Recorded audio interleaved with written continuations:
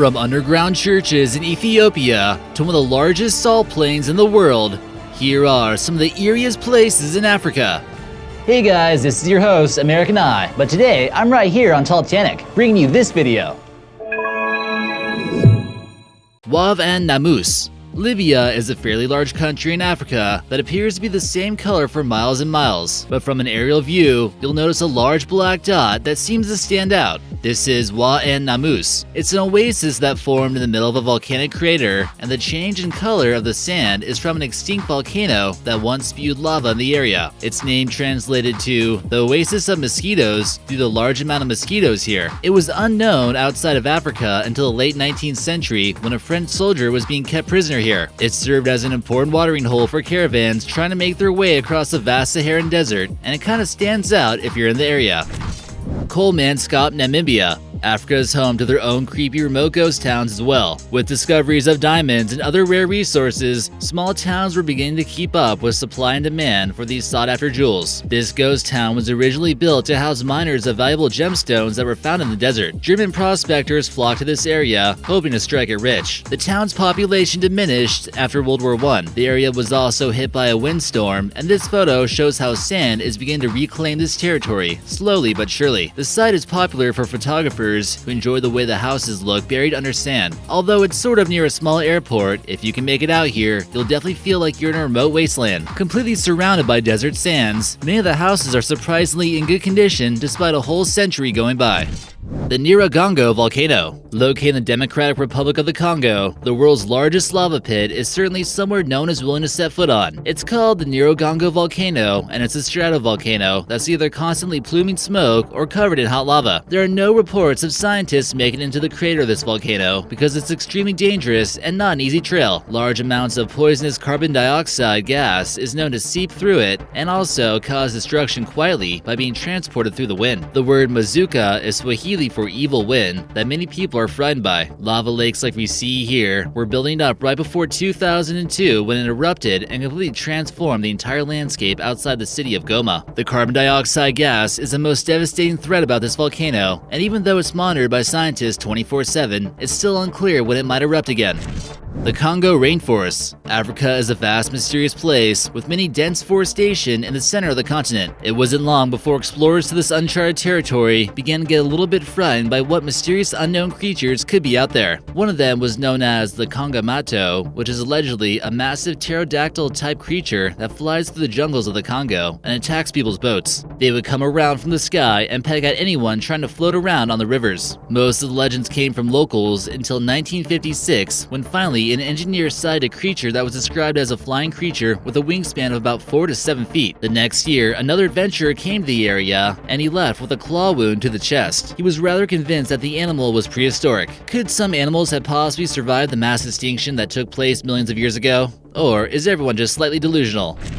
The Caucasus Mountains. This mountain range in the center of the Sahara forms between the countries of Libya and Algeria. It's here where you'll find a large variation of sand dunes and rock formations like the rock art and Tadrart. This is also where you'd find the ancient rock art of the Sahara, or what's left of it. The paintings depicted giraffes, elephants, ostriches, and horses, and date back to 12,000 BC. The UNESCO State of Conservation reported a large amount of vandalism with sledgehammers that appeared to be intentionally inflicted to damage the paintings, and many of them were looted. This happened when the country was under a little bit of political chaos.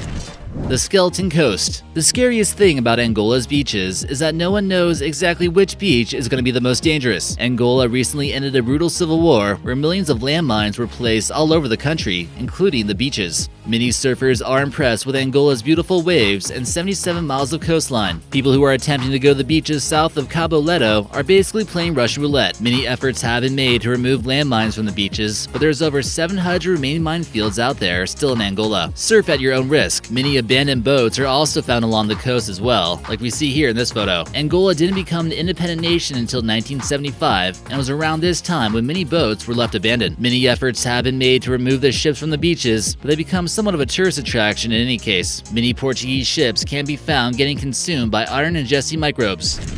E-waste dumping ground. Ever wonder what happens to those old flip phones or PlayStation 3s you might have stopped using a long time ago and threw them away? Well, it could end up here in this place in Western Africa. It's a direct result of electronic pollution, which is relatively a new concept. It's been the location of illegal and legal dumping zones for electronic waste, also known as e-waste, for more modernized countries. Here you'll find countless broken laptops, cell phones, TVs, iPads, printers, etc. from all across the world. The e-waste contains toxic chemicals that are emitted into the groundwater and even the atmosphere when the materials are burned. This certainly isn't your average waste. Much of these chemicals are extremely poisonous, such as mercury, lead, arsenic, and copper. Many workers at the e-waste dumping ground scavenge leftover copper wire, but these conditions are by no means safe. High levels of toxins have already been found in samples of soil and food nearby, proving that this is having a negative impact on the environment. Anyone else out there still playing PS3? Let us know in the comments section, and maybe we'll feature you in an upcoming video. Danakil Depression. The Danakil Depression is actually the site of a crater from a volcanic explosion 20 million years ago. The unearthly setting is caused from hot spring sulfur, salt, iron oxide, and other minerals. Other small pools contain toxic chemicals, but in the end, it's become quite colorful, as you can tell from this photo. National Geographic has called this an alien place and the cruelest place on Earth. Keep in mind, it's found 328 feet below sea level.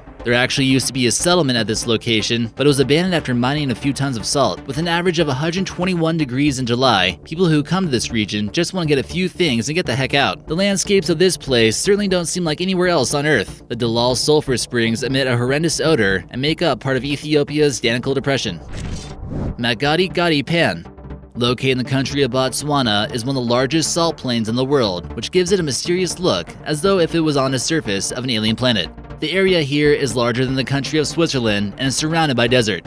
Very little wildlife can exist here, and it just seems like a barren wasteland for the most part. Many believe that salty plains couldn't host any wildlife, but this isn't the case for salt-loving halophiles. This is a type of extremophile that can thrive in salty conditions and actually prefers to live in places that have at least 5 times the salt concentration of a normal place. This kind of salt concentration has been found in places like the Dead Sea of Israel and the Great Salt Lake of Utah. Castle of Good Hope. Built in the year 1666, there's already something just slightly demonic about this place. It's located in Cape Town, South Africa, and declared as a National Historic Monument. Constructed by the Dutch East India Company, it's the oldest existing colonial building in South Africa and most likely haunted. It's believed that a spirit of a travel writer, artist, and socialite named Anne Bernard appears within the opulent ballroom of the castle. Others claim to see a mysterious black dog who wanders the hallways. Sometimes he's even seen leaping at visitors before disappearing in midair. During the Second Boer War, the castle was used as a prison, and the prison cells are still there in modern times. There's also a pretty creepy dungeon with no windows, where prisoners were given no mercy. The Lalibela Churches, Ethiopia. Considered to be one of Ethiopia's most holy cities, there's just something a little bit eerie about this place. This African country was one of the first on the continent to adopt Christianity. The churches here were built between the 7th to the 13th centuries and are carved out of rock within the earth. One of the more well-known is the Church of St. George that we see in this photo. It's carved from a stone that's known as volcanic tuff, and even referred to as the 8th wonder of the world by some. Here you can see it from above, which gives you an idea of its positioning from the surface. All the churches are rather unique and hand-carved, which must have been quite time-consuming. The Big Hole. That's right, the person who came up with the name of this place wasn't very creative. Also known as the Kimberley Mine, this is a massive 1,500-foot wide underground mine in South Africa that was created by hand, despite some disputes on that claim. South Africa is known for their high-quality diamonds, and a large majority of them were found here at the Big Hole. An estimated 6,000 pounds of diamonds were uncovered here, and the hole was dug up using only shovels and pickaxes with work from the natives. Eventually, the mine was closed in 1914 due to the sheer number of lives lost and the lack of production. It goes down about 790 feet from the surface of Earth, but when the workers were gone, it basically turned into a big lake. The lake itself is about 150 feet deep, but who knows if it might spill over someday.